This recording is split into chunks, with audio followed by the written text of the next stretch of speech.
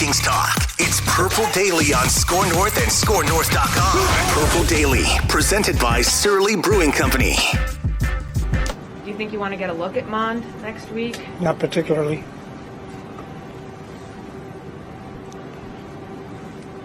Mike, why don't you want to get a look at him?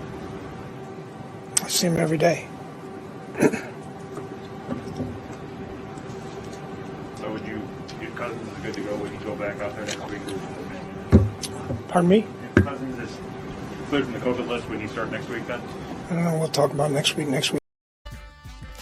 Okay, where does that Q&A between Courtney, Chip, and Zimmer regarding Kellen Mond rank among the most savage things you've heard a football coach say at a press conference? Oh, Zimmer has player? a few. Yeah. Okay, so I feel like the potential. So Courtney's question's great. Chip's question's great. Chip's is like next level great though, because Chip knew there was more meat on the bone. Oh, right, exactly. But that's where the good cop, bad cop really comes in, because I feel like the next thing from Chip, the question has to be, but it has to be said in a sympathetic tone to Mike. How bad is it?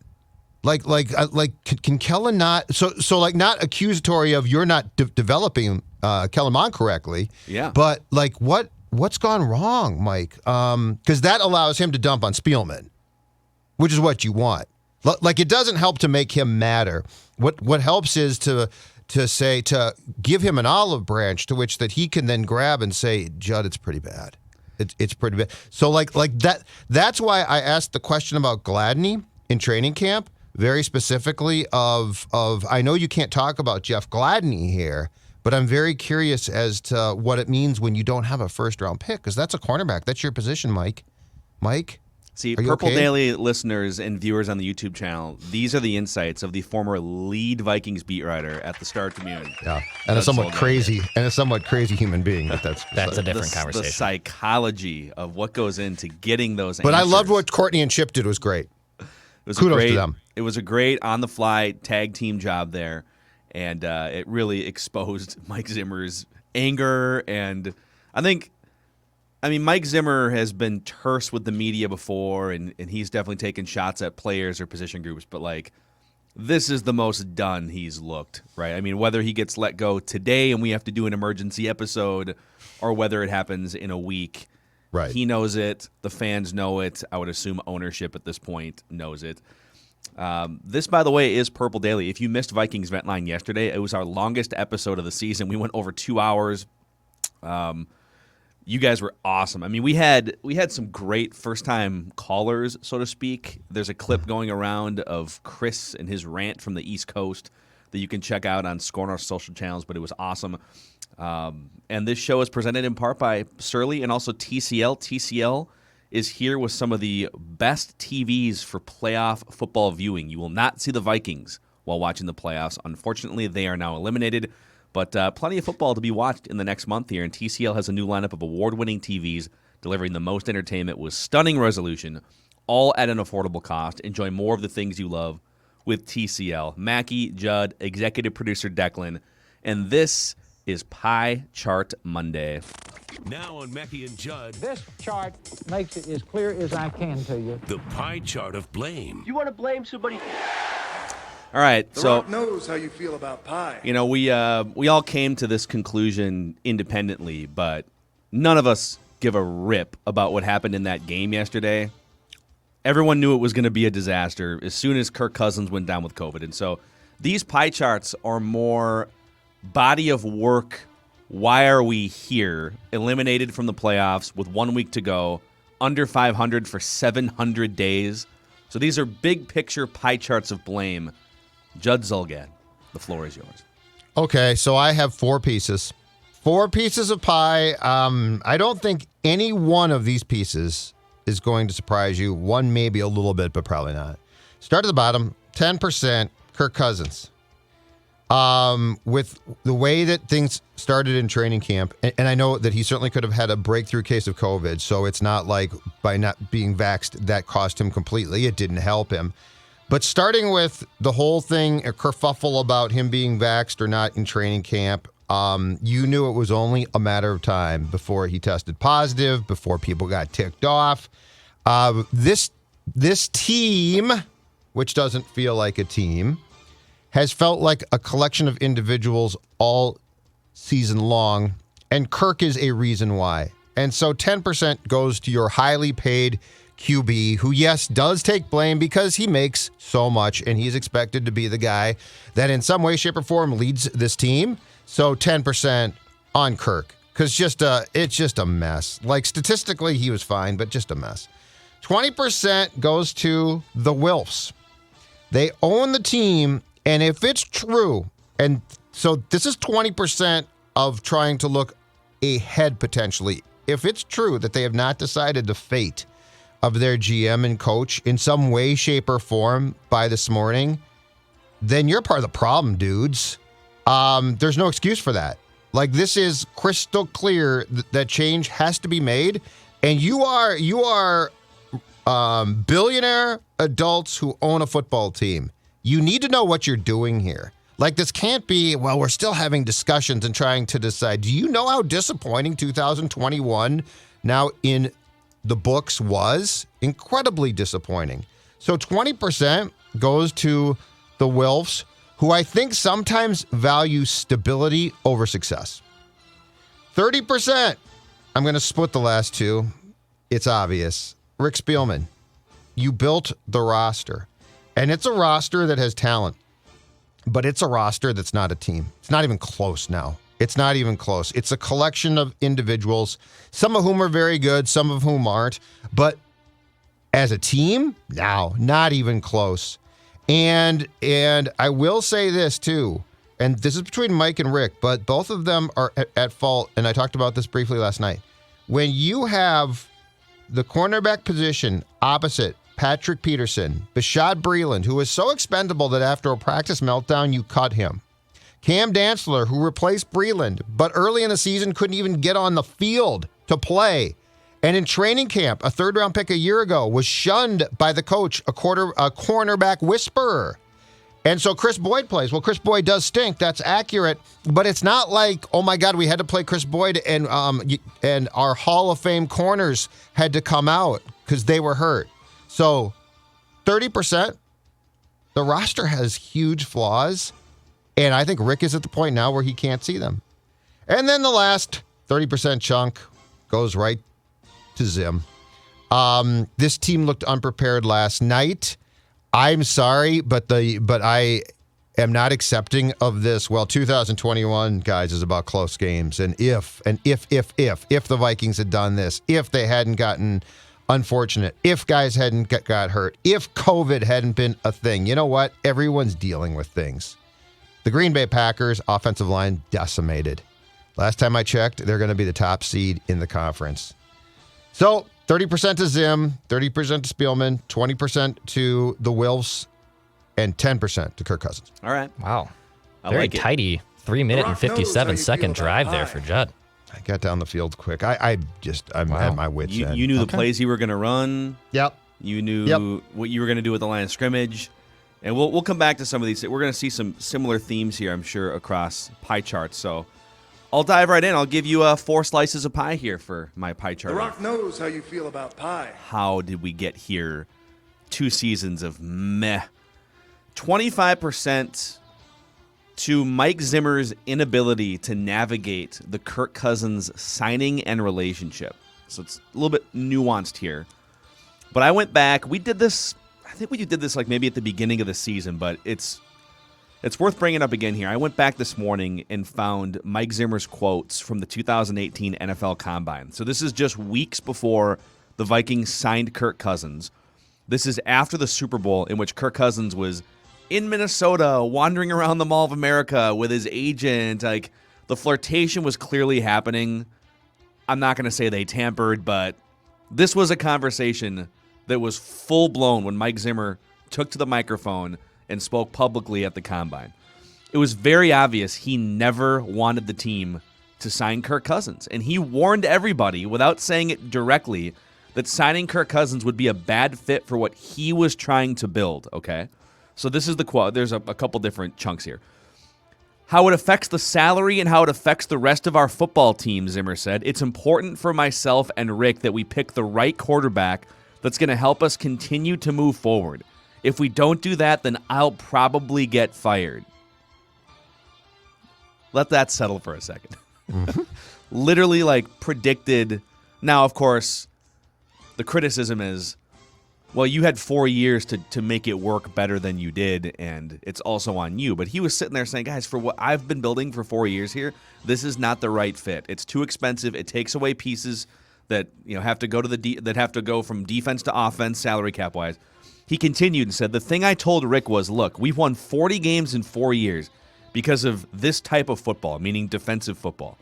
What I don't want to do is say, okay, you're going to sign a quarterback, and we're going to take away from the rest of the things that have gotten to this point. Now, we can sit here and we can debate whether, defensive football is a long-term sustainable way to build your franchise. Plug any quarterback in and just run the ball and play defense. It's hard to build the number one defense and then sustain it year after year. Your chance was 2017, and you got smoked in the NFC title game. So, there's plenty of criticism there. And whether you wanted Kirk Cousins or not, it's on you to build that relationship. The most important relationship on a football team is head coach and quarterback, even if you're a defensive-minded head coach. Bill Belichick is one of the great defensive coordinators of all time. The most important relationship he built was with Tom Brady and now with Mac Jones. And Mike Zimmer never understood that. It took him until year 4 to finally say, all right, well, I guess he's going to be here, so I guess I'll start meeting with him on Thursdays for the first time. So I get what he was saying.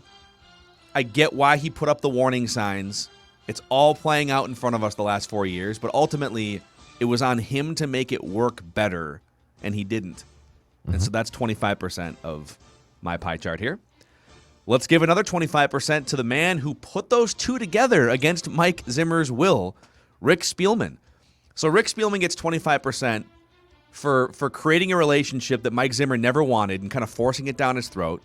And for generally delivering players to Mike Zimmer that Mike Zimmer either doesn't want, doesn't use, or rips openly to the media. I mean, the signing and the extension of Kirk Cousins, multiple third-round picks this year who literally never saw the field.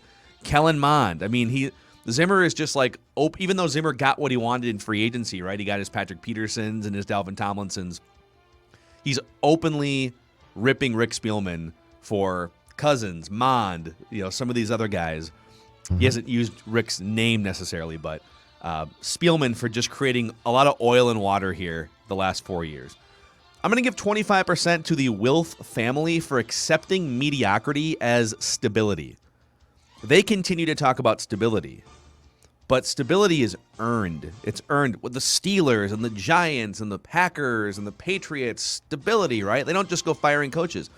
Well, yeah, but those coaches aren't just coaching for 8 years or GMing for 15 years and coming nowhere near championships. The reason why there's so much stability in some of these other franchises is because they're earning the stability through at least going to conference championship games or winning Super Bowls on a semi-regular basis. So I feel like the Wilfs are so paralyzed by the fear of losing out on borderline playoff team and dropping to 3-14 that it just clouds their ability to really make a push for a Super Bowl. So have some confidence in yourselves.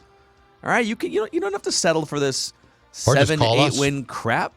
Yeah, just call us. We're here. We're here to consult. I'll help you out. Hire Doug Peterson. I mean, that might be a train wreck too, but then we're not responsible if it is. Okay, we're just the consultants. It's not actually on us. We'll sit down. Let's go to a steakhouse. Let's sit down. Let's talk about it. Go to the back room at Murray's or Manny's. Manny's is where that's the back room. That's right. Oh right. yeah, the back room is good. Yeah. If you're a free agent and you get the back room at Manny's, the Vikings want to sign you, right? Do you know who got the back room? I think I confirmed it with both of you gentlemen out last week. Booney got the back room. Oh, did he? Oh, really? They took him to the back room. Oh, I did not know that. I didn't know that either. I thought they'd take you out in Eden Prairie, dude. What size ounce steak did Booney get? I didn't ask more questions, and that's a great question. Okay, we need to I had no idea, though. I think it's a 16. Priority I'm going 16 free agent Alex Boone, though. Dude, Manny's is the best because they literally wheel just like a cart of livestock. It's awesome. Like you get to make eye contact with your dinner. This was Fred. He was a nice cow on this farm. Peter's going to be all over us Pete. now. Yeah. Sorry, Fred's got to go to the back now. Yeah. I see blood everywhere.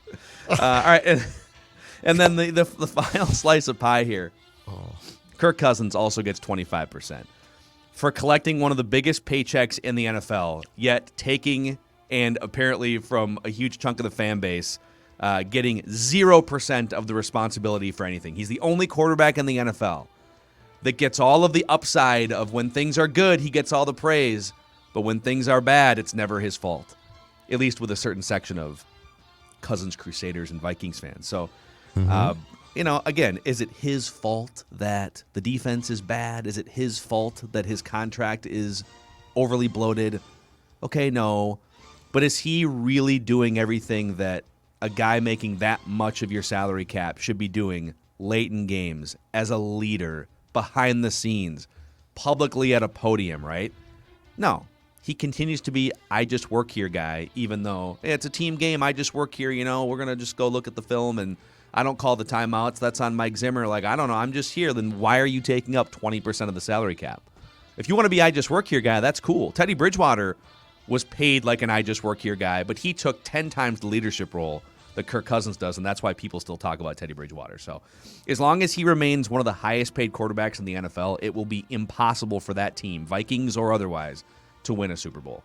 So 25% to Cousins for just being I just work here guy, 25% to the Wilfs for accepting mediocrity as stability, 25% for Spielman for creating way too much oil and water on this roster, and 25% to Mike Zimmer for his inability to navigate the post-Kirk Cousins life as Vikings coach. 8. The Rock knows how you feel Well, about pie. Nice lengthy drive there. We Mackey. stopped at times, though, and dissected a little bit more. I'm fine with it. We did talk a lot about Alex Boone. Cows. That's there was PETA involved. Yeah, it'll be kind of there's the play dead script there. cows lying on the floor of Manny's, which got very personal. The Rock knows how you feel All right. about pie. I have 6 pieces of pie to bring to the table here. Wow. 6 pieces of pie. You're I got carving whole like a helping of Manny's pie. butcher right now. Plenty of pie. Plenty of pie to go around. Start from the bottom, work my way up. I'm going to go 5%.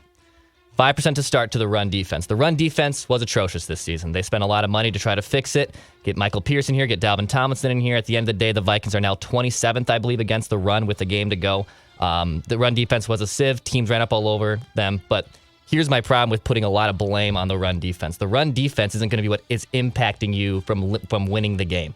So when I put 5% to run defense, I put 10% on Kirk Cousins because the quarterback is going to have a bigger influence on winning the game. If a running back is gouging you, like that's a problem. I'm not saying you can't just be 30th in the league every single year and still expect to win football games, but the quarterback's going to have a bigger reason why you can win football games. When you go on the road or when you're at home against the Dallas Cowboys and Cooper Rush, Kirk, you can go win that game. When the Cleveland Browns and Baker Mayfield are giving you every chance to win, you have a right to go win that game. So my blame goes more on the quarterback, even though the collection that the run defense was terrible all season, Kirk can still bail that out. So I go 5% to the run defense and 10% to Kirk Cousins. My next chunk of pie, I put 10% also on the offensive line. The offensive line at times I think actually did show life. Like Brian O'Neill's a nice player, and Christian Darrisaw, when he finally got in, looks like a solid player. Ezra Cleveland, at least a competent guard. But in general, you started Oli Udoh for a bunch of games. Rashad Hill, poor guy, had to start a lot of games. This offensive line didn't do its job to hold up Kirk Cousins, and I think that offensive line, if they were able to do so, would have still that would have been able to give Kirk Cousins more time, would have been a lot easier. So I put 10% of the blame also on the offensive line, 20% to Clint Kubiak. I think poor Clint Kubiak is a very nice guy. I think he was in way over his head. He should have probably never had been given the reins, the offensive coordinator to an NFL team. He did the best job he possibly could, but he's inexperienced, man. Like, at the end of the day, it depends how you want to look at it as Clint Kubiak. Like, man, I was the OC for a team that had Kirk Cousins and Justin Jefferson and Adam Thielen and Dalvin Cook. That's pretty damn good. But when you watch his play calling, it was archaic. And I'm not sure if there was a string around his neck from Mike Zimmer saying, dang it, Clint, run the dang football, which is what Zimmer was still basically complaining about yesterday in the Packers game. They weren't running enough. But poor Clint Kubiak was set up in a little bit over his head. but he didn't do a very good job. So 20% to the offensive coordinator, Clint Kubiak. Then my final two pieces of pie, it is Spielman and Zimmer, but I'm going to put 25% to Rick and 30% to Mike. The reason basically I put a little bit more on Mike Zimmer is Zimmer's the head coach. Okay, he's been here for 8 years. He got his pieces back. He got some players that could help stop the run, and he still wasn't able to even get the defense back to league average. And losing Danielle Hunter stinks. Don't get me wrong. Danielle Hunter, we saw how valuable he was in the limited games he played. Like, oh crap, they missed Danielle Hunter last season. That's no doubt. But Anthony Barr was battling injuries, players just not being able to be developed properly from your cornerback position. I put more of the blame on Mike Zimmer, even though both these guys could possibly be fired this year and be justified to be let go. I put 25% on Rick because Rick still built the roster. Yes, it was not cohesive to Judd's point, but there's a lot of talented players that Rick helped draft here. Like at the end of the day, that is true. They aren't cohesive, and I think the cohesiveness would fall more on the head coach than I'd put it on the general manager. But I still think both these guys, if they were to be let go after the 2021 season, I can see it. But I put just a little bit more edge to Mike Zimmer at 30%. So my 6 pieces of pie, 5% to the run defense, 10% to Kirk, 10% to the O-line, 20% to Clint Kubiak, 25% to general manager Rick Spielman, and 30% to Mike Zimmer. Knows how you feel about pie. And my phone was not running during the drive. But yes. It's okay. I think it was... it was very efficient. No play clock for your. Wow. That's why weird. Everyone else gets play clock. You did 6 slices, I think, in terms of efficiency and time per slice. I thought you were But we don't know efficient. Because no clock was running. Conspiracy. He didn't hold himself to the clock like the rest of us are held to the clock. They pulled the umpire out of the Packers-Vikings game yesterday, and I found it very coincidental that the Packers didn't have any penalties called on them. So, what happened to that guy? Yeah, I don't know. He bent his knee wrong. Okay. Right? He went to hyperextended his knee. I couldn't help. He went to bend over to put the ball down because I think it was going to be a 4th down, right? And then they had to stop the clock. And he bent oh God! He hyperextended his knee, dude. He knew that game was going to be absolute crap, and it was freezing. And he's like, "Get me out of here!" Smartest guy in the room. Oh my knee! Yeah, screw this. My knee hurts. A lot of people commenting on Ventline last night. Who is this clean-shaven, skinny guy on the right side of the screen? Oh, I'm going to tell them right now. This is the new Judd, thanks to my friends at Livia Weight Control Centers. Down from 240 to I went and weighed in last Thursday, gentlemen, 208. Feeling great. Down from 38-inch waist jeans to 36. Wow. My closet is all in play again. My closet back in play. It's not like 3 shirts fit. Everything fits now.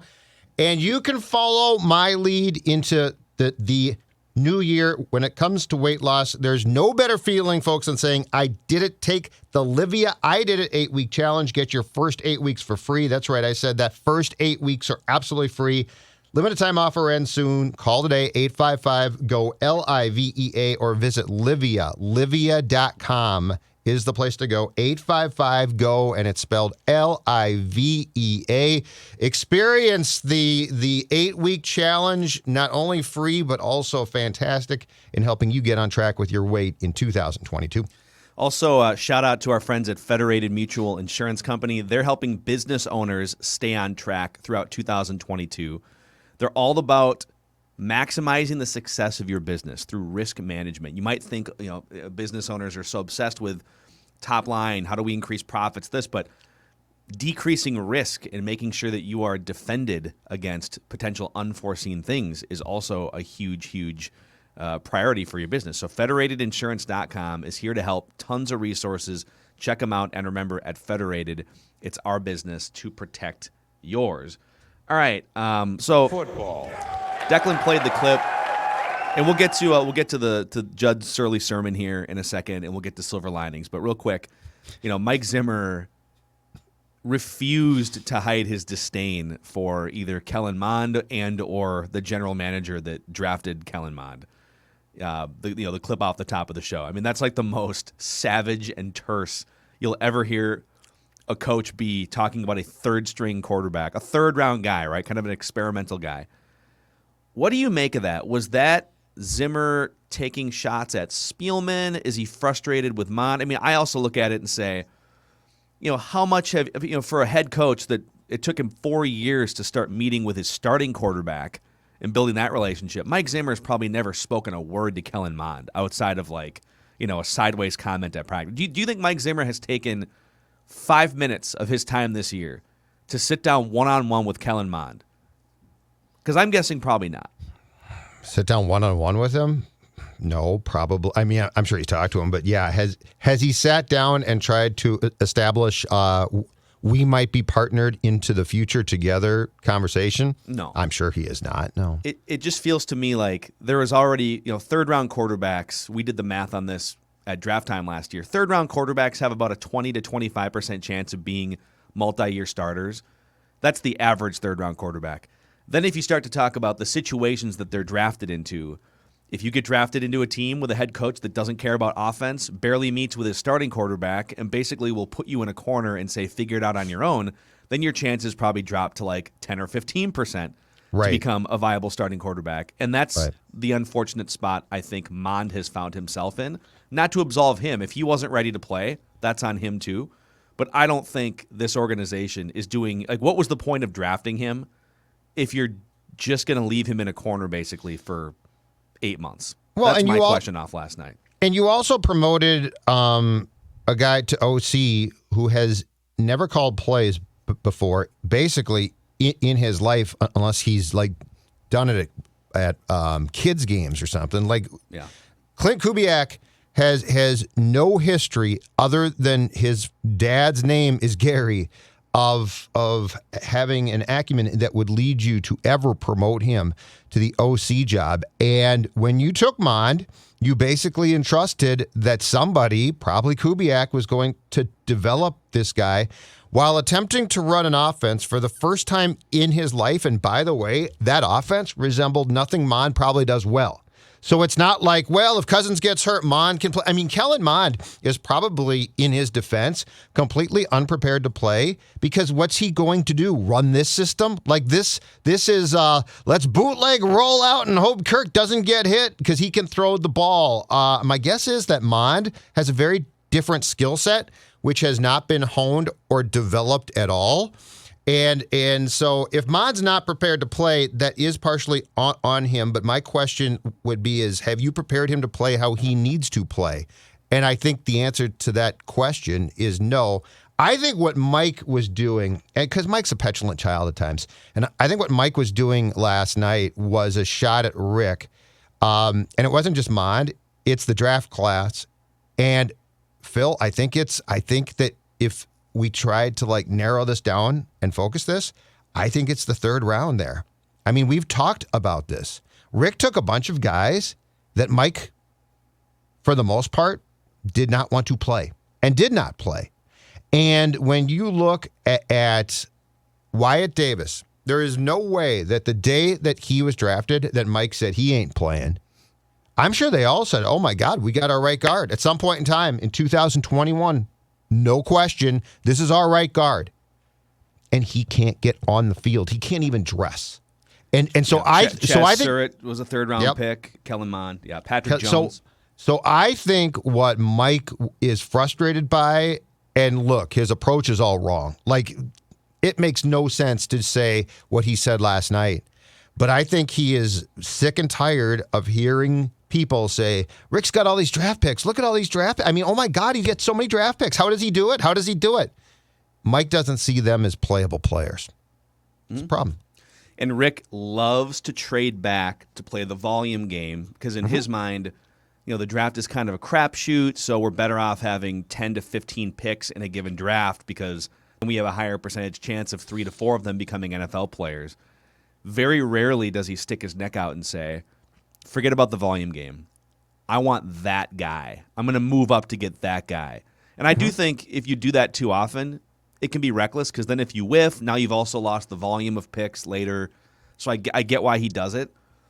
But it is pretty amazing that you had 4 third-round picks. Patrick Jones has been he's probably played in like 7 games this year, and he's been playing snaps more lately.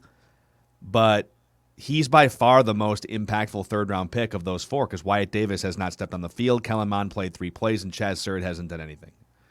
So it's an amazing disconnect between the general manager and the head coach. And it started with those quotes that we talked about in my pie chart. It started at the Combine in 2018. That sounded like a guy to me I'm just going to read these one more time. I don't think Zimmer and Spielman were ever like best friends by any means. I don't think those two guys were like going out for beer and red wine after work, but I think the first 4 years, I think those guys had a really good working relationship with each other and a mutual respect. But then when you start to read the 2018 pre-free agency combine quotes, he's saying, quote, this is Zimmer, the thing I told Rick was, look, we've won 40 games in 4 years because of this style of football. What I don't want to do is say, let's go sign a quarterback that's going to take away from the rest of things. It's almost like Zimmer saying, hey, Rick, like we've done a really good job through 4 years here. We've built something pretty awesome, and it feels like a really good core here. Let's stay together, man. Let's keep doing it this way. Let's keep doing it the way that you hired me to implement the vision. The vision's working. Let's go.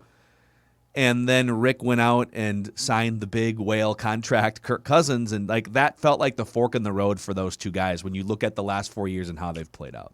Yes, and I think the day that this all started to really come undone was the day Teddy got hurt, because that was Mike's guy, and he had his cheap but effective QB who could lead and was potentially going to come into his own, and Mike loved him. And look, we didn't know at the time.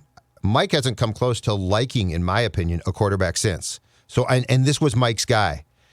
They trade for Bradford, and if you recall, there were stories that Mike went and reached out to Sam. And I think he went down to Oklahoma at one point in time after 2016 to try and bond with Sam.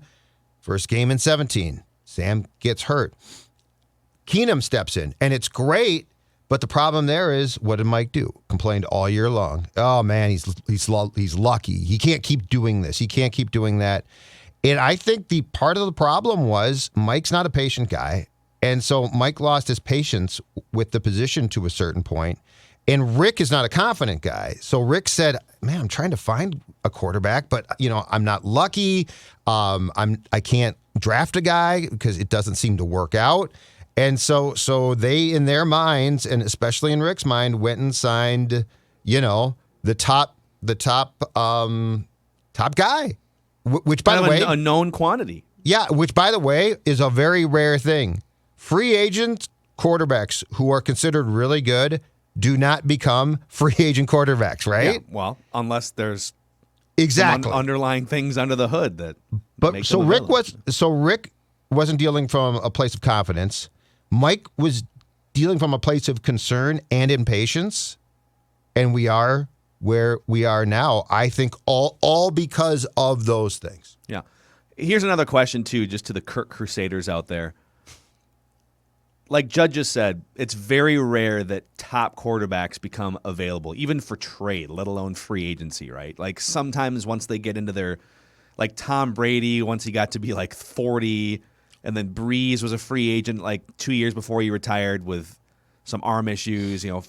Favre had to sort of force retirement. Like, so not counting when guys are in their late 30s. But not 30s. In their prime. Yeah, absolutely. You're when right. Guys are in their late 20s, early 30s, the prime of their career. Yes. You do not see top quarterbacks become available. It's like all of a sudden, whoa, look at this guy who throws for 4,500 yards. He's just a free agent. This is unprecedented, right? And in the end, in a league in which there's only about 12 to 15 truly reliable starting quarterbacks at any given time in a 32-team league, 2 teams were in on Kirk Cousins at the end. One of them was the Jets. Yeah, bells and whistles. Another one Alarms. was the Minnesota Vikings, who've been, let's face it, we've been quarterback beer goggles starved for 30 years, right? Dante tears the knee. We're jumping from Brett Favre, Donovan McNabb, Warren Moon back in the 90s. And so you're telling me in a league in which like teams will drop an Alex Smith for a Pat Mahomes in a second. Like you'll move off a guy if you think that there's a better quarterback, or you'll if Aaron Rodgers became available, 5 years ago in his prime via free agency, let's say he was 33, 34 years old in his prime, and he inexplicably hits free agency. Mm-hmm. Do you think 2 teams in the end would be in on him? Or do you think 22 teams would be in on him? Why were only 2 teams in on Kirk Cousins? At the time, it was hard to figure, and it was like, to me, it was the right move. But then we hear from some of these like East Coast Vikings fans, like I think it was Chris last night, who said, "Yeah, all of my Washington football team friends are literally just laughing at the Vikings the last 4 years." And some of it's Kirk, some of it's the chemistry between Kirk and Mike, some of it's the salary. You think Kirk at a different salary would be different, but the Vikings got hoodwinked, man. I would love to know. I would love to know what Mike's old friend Jay Gruden, who coached Kirk in Washington, told Mike. I think we know. I do Mike too, but I'd like to hear from Mike the entire way. I'd like to hear from Mike. I'd love to hear because Jay, I believe, was the OC when Mike was the DC in Cincinnati, and I would love to know now. I mean, Mike clearly knew some things, and I don't know why Rick didn't. I'm sure Mike shared those things with Rick. It's a very interesting question about what Mike knew, and I guess I find it really intriguing that Kirk was then signed to an extension. And I know cap-wise, that helped quite a bit. But I don't blame the Vikings for the initial 3-year attempt. I don't either. I just don't. I don't blame them. I'm not going to sit here and bag on them. Finding a quarterback is hard. I don't really trust Rick to do it, and he clearly doesn't trust himself, so he went out and got the best guy he possibly could. The extension, in my opinion, is another story. Yep. Yeah, they had a chance to just be like, all right, that didn't work the way that we wanted it to, and it's fine, whatever. Let's get cheaper, maybe younger, more mobile, whatever, and let's build the rest of the roster. So, All right, plenty more of that to discuss, but it's time now for Judd Zulgad to take the floor here for his weekly Surly sermon. Surly, you must be furious. That's exactly right. Brought to you, of course, by my friends at Surly, and man, the Furious. Had a few this weekend, boys. Me too. Such a good beer. Such a good beer. We're going to go in a different direction today, gentlemen, because today the Surly Sermon is a letter that Vikings fans should receive from the team, but they won't. So I have penned it for you. I have penned it for you, and I'm going to right now share it with you because fans, true fans, and you know who you are, deserve this. Dear loyal Vikings fan, we know that you have given your time, money, and most importantly, emotions to us for many years now, and we know that at nearly every turn we have let you down. The 2021 season was the latest example of our ability to punch you square in the gut. Great expectations turned into a massive disappointment, and yet many of our employees attempted to sugarcoat our crappy season at every turn. Some would say they lied. We are sorry. We are sorry that our quarterback has no idea how to lead or to win games when it matters most. We are sorry that our coach has turned into a character from Grumpy Old Men, and we are sorry that our GM collects draft picks like children collect stamps. You deserve better, and you are going to get it. Big changes are coming. Changes that will usher in a new era of Vikings football and usher out the status quo. It's time we stop being afraid to fail and start striving to succeed. It's what you deserve, and it's the only way to a championship. Praise be to Judd. A tear to my eye. That is what you deserve, fans. And that is your Surly sermon from Judd Zulgad. Yeah. So what do you think the actual letter would say if the Will family had to put a letter out today? That's season what ticket deposits due in 2 weeks. Right. Your 2021 season ticket deposits need to be sitting in our bank account in 2 weeks. It would be an audio card. You open it, it's just a horn sound. Yeah, and that's the thing. I almost feel like the fan base needs to. And this is going to sound ridiculous because I know a lot of people think well, the fans don't really have influence. No, they do. Do they listen to every single thing? But if the Will family knew that, listen, you're not going to get a ton of backlash if you make some major changes here, and if you have to take a slight step backward with the goal of winning a Super Bowl, as long as the stated goal is championship, I think a lot of people are going to get behind it. So this fear that they have of, what if we lose what we've got? What do you have? You've missed the playoffs in 3 of the last 4 years. Mm-hmm. It's not okay, so I guess what you have is that you're not a total disaster as a franchise. But is that you're not hanging a banner for that? So what are you afraid of? Go win a championship. Make some hires that can, because you can't win a championship with the current stakeholders leading GM, coach, and quarterback. Those guys together, those guys ain't it. And people are checked out. I think there's a false sense of security that is gained through the fact that the loyal fans are like Kirk stans and that.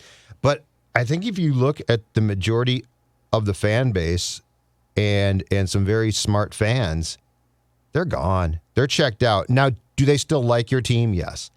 But are they invested? No. Yeah. And last night, look, I know a lot of guys didn't play, but when you go in and play the Green Bay Packers and play like the Vikings did, and the Packers are basically going, they're the number 1 seed in the conference, and you are out of the playoffs. I don't care who is wearing your jersey and who is not. It's embarrassing, and it should be embarrassing to everybody. Everybody. You can't defend it. All right, we do. We are contractually obligated when the Vikings lose to give our silver linings here. So maybe what we'll do is let's do the same thing we did with our pie chart of blame. Who cares about the game yesterday? Doesn't matter. Give me your number 1 silver lining out of this disappointment of a season. Mine is that this offense still has plenty of playmakers. Like there isn't a lot of retooling that has to be made to this offense to go to the next level. I know the quarterback and coordinator are kind of up in the air right now of who those two guys could be in 2021. But if you are an incoming coordinator or an incoming quarterback, I mean, think about the pieces you get to work with. You get to work with Justin Jefferson. You get a healthy Herb Smith back next season. Tyler Conklin is an admirable player and stepped up and took a big step. Dalvin Cook's still damn good.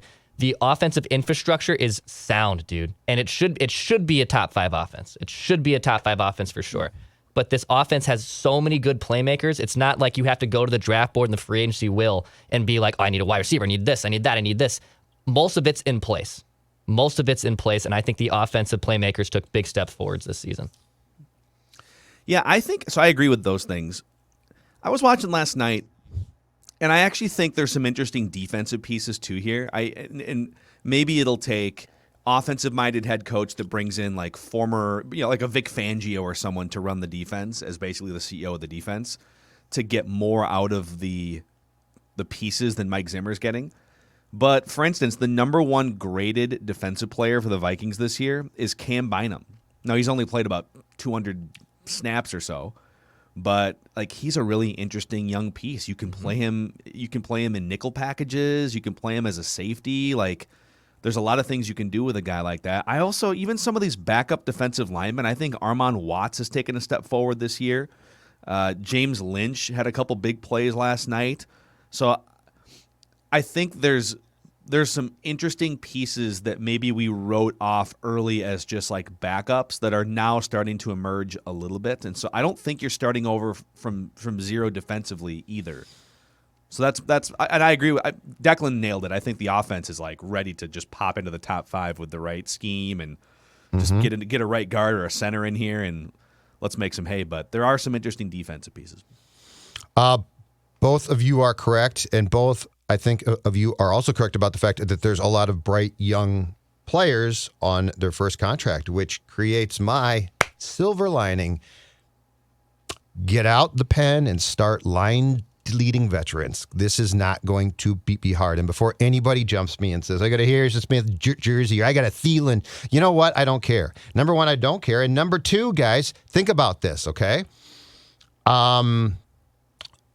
If I cut you, or I tell you that you're going to have to take a substantial pay cut, what's your comeback? But you can't do that. I played on a bad team the last 2 years. That's correct. So now the ability to create cap space, forget Kirk. The ability to create cap space is widespread. I got a guy that can play some football. What's his name? I think he wears 17. Oh, KJ Osborne. KJ Osborne made another incredible catch last night. There is a case to be made very soon. Adam Thielen is getting in the way. So if he doesn't want to play for $5, guess what? Go play elsewhere. I don't care. Yeah. I heard you're from here. I heard that. But and look, Adam Thielen, this is not to say that he has not been a very good player, but to Declan's point, if you get the right people here, you don't need, hey, we got Thielen too. KJ Osborne's really damn good. Mm-hmm. Justin Jefferson's really damn good. That's a great starting point. Those guys are right now inexpensive. To Phil's point, Bynum, right? But you can't cut Harrison Smith. Oh, no, actually, I can. And here's the thing. The Hitman deserves to be on a team that's prepared to pop. Like, I would like to see him go to a Super Bowl type team because he'd be great. He'd be great, but he's near the end. So I think the silver lining of this entire thing, and we sort of saw it at times again last night, a lot of nice, cheap, young parts who could be very good. And we're so, rightfully so, fixated on Kirk's contract, but get beyond that. And I know you're going to say you can't cut Thielen. You can't. Yeah, actually, you know what, folks? It's football. I can do whatever the hell I want. It's a cutthroat. It's a brutal business. Okay? Yeah, and this is a lot of this too is about getting younger, getting healthier, and also clearing cap space because obviously you want to be able to add to the team, right? You want to go into free agency, and if there's guys in their prime available, you want to be able to sign them or maybe even overpay for an offensive lineman like the Chiefs did with Joe Thuney, right? That's an overpay. Yeah, well, they can afford it because they brought the quarterback's cap number down. So just for fun here, we can do it. We'll do a whole episode on this sometime soon. But here are the top cap hits for the Vikings next year. I'll just go. I'm not going to get into the numbers here, but so Kirk Cousins is the top. He's one of the top 3 cap hits in the league. He's set to make 22% of the team's cap next year. So that's an obvious one. You got to do something about that. Daniil Hunter is the second highest cap hit on the team next year at 13% of the cap. If you cut him, you save $20 million to the cap, but he is your best defensive player when healthy, and he's in his prime. I'd be careful there. Adam Thielen is the third highest cap hit right now at 8% of the overall cap. There's quite a bit of dead money in there, so you only save like $5 million if you cut him. Eric Kendricks turns 30 in a month and a half. And is not coming off a good season. This was, according to Pro Football Focus, the worst year of his career. Yeah, we got to call a spade here, unfortunately. And he takes up almost 7% of the team's cap. You could save about $8 million by saying goodbye to a 30-year-old who's been a Ring of Honor caliber player for you. But again, it's like, this is about winning in 2022, 3 and 4. It's not about celebrating, individual accomplishment. Amen. Harrison Smith, you brought him up, so he's the 5th highest paid player on the team next year. He's in his 30s, closer to his mid-30s, and you could save, I believe, about $6 million to the cap by saying goodbye to him, and you could elevate Cam Bynum into a starting role. Now, Xavier Woods is also a free agent, so you got to be careful about just like not having a second safety. But Michael Pierce is another one. You could save like $7 million. He's one of your 6 or 7 highest paid players. So I think he's gone. Yeah, and he's banged up, and I liked what he brought, but he also missed a lot of time. Yeah. So there's some easy money. I mean, we just right there. I mean, you're not going to cut all those guys, but like you could pretty easily rack up about $20 million in cap savings by saying goodbye to guys over the age of 30. And also, I don't want beyond Jefferson, who's great, I don't want Thielen or another player getting in Osborne's way. Like, I think KJ Osborne is set to pop and be a dynamic threat, and he's young. And I think to be like, yeah, but Thielen's got to get his catches, and we got to get away from that. And I know it's hard. I know we all love him.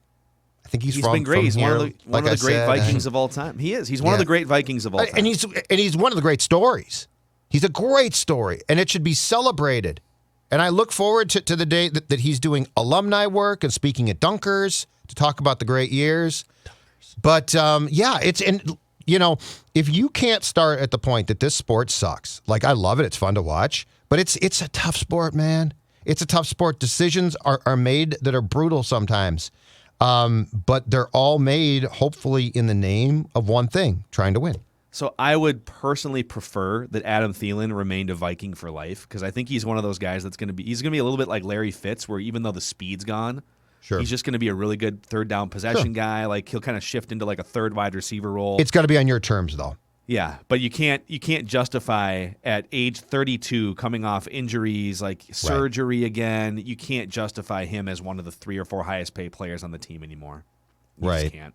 I agree completely. So So many discussions. Like, this is basically going to be the next 2 months on Purple Daily.